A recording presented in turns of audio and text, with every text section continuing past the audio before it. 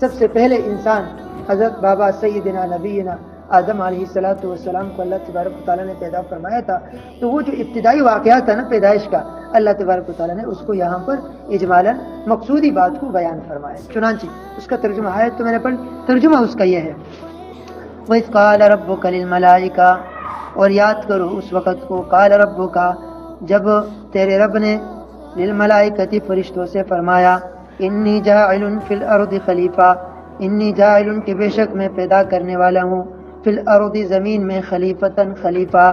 قالوا تو فرشتوں نے عرض کیا، اتجعل فیہا من یفسد فیہا ویسفک الدماء،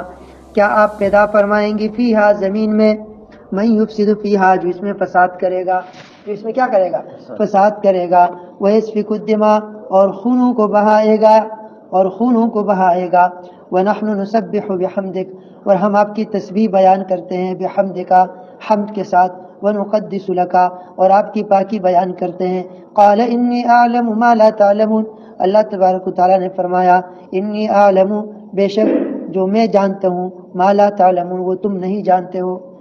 قال اللہ نے فرمایا، انی اعلم بے شک جو میں جانتا ہوں، لا تعلمون وہ تم نہیں جانتے ہو۔ یہ وہ پہلی آیت ہے جس میں بابا آدم علی نبینا علیہ الصلوۃ والسلام کی خلافت کا اور آپ کی تخلیق کا، انسانیت کی تخلیق کا، انسان کی تخلیق کا جو ہے وہ بیان اور تذکرہ موجود ہے۔ انسان کی تخلیق سے پہلے اس زمین میں جنات رہا کرتے تھے اور وہ آگ سے پیدا کیے گئے تھے، ان کے مزاج میں شر ہے،